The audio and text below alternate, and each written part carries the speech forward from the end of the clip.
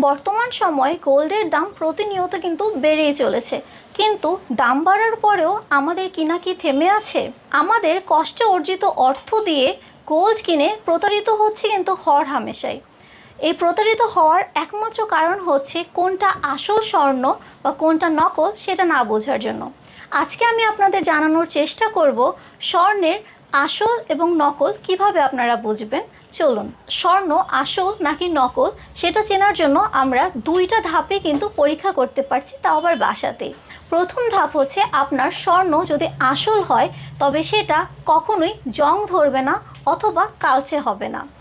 Second হচ্ছে, আমরা যদি স্বর্ণটাকে চুম্বকের কাছে ধরি তাহলে চুম্বক কিন্তু স্বর্ণকে টানবে না। স্বর্ণের ক্যারেট বা বিশুদ্ধতা কিভাবে বোঝা যায়? স্বর্ণের গায়ে সাধারণত 22 ক্যারেট, 21 ক্যারেট অথবা 18 ক্যারেট লেখা থাকে। ক্যারেটের সংখ্যা যত বেশি হবে স্বর্ণের বিশুদ্ধতাও কিন্তু ততটাই বেশি। গহনার উপর হলমার্ক থাকা এর মানে কি? হলমার্ক হলো সরকারি বা অনুমোদিত সংস্থার দেওয়া সনদ যা গহনার বিশুদ্ধতা নিশ্চিত করে। আসল হীরার গহনা কিভাবে চিনব? আসল হীরার উপর নিঃশ্বাস ফেললে কুয়াশার মতো এটা মিলিয়ে যায় এবং আসল হীরার উপরে যখন আলোর প্রতিফলন হয় তখন সেটা ঝলমলে করে কিন্তু চকচকে করে না। দোকান থেকে স্বর্ণ কেনার সময় আমাদের কি কি দেখে নিতে হবে? আমাদের প্রথমেই দেখে নিতে হবে আপনার স্বর্ণটা কত ক্যারেটের, অর্থাৎ এটার হলমার্ক আছে কি না, তারপরে এটার সঠিক ওজন এবং বর্তমান দাম অনুযায়ী এটার দামটা, এবং বিলের মধ্যে সম্ভব হলে এই স্বর্ণের বিশুদ্ধতা কত পার্সেন্ট সেটাও কিন্তু আমরা লিখিয়ে নিতে পারি।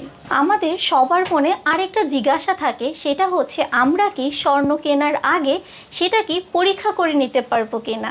আমরা কিন্তু চাইলেই স্বর্ণ পরীক্ষা করে নিতে পারছি, সেটা হচ্ছে বাংলাদেশ সরকার অনুমোদিত যে কোনো হলমার্ক কেন্দ্রে যেয়ে অথবা আপনার হাতের কাছেরই যে কোনো নির্ভরযোগ্য জুয়েলারির দোকানে যেয়েই কিন্তু আমরা হলমার্কটা পরীক্ষা করে নিতে পারছি। এখন প্রশ্ন আসতেই পারে, আমরা খাঁটি স্বর্ণ কোথার থেকে কিনবো? খাঁটি স্বর্ণ কিন্তু আমরা আমাদের হাতের কাছে যে কোনো নির্ভরযোগ্য প্রতিষ্ঠান থেকে কিনতে পারি।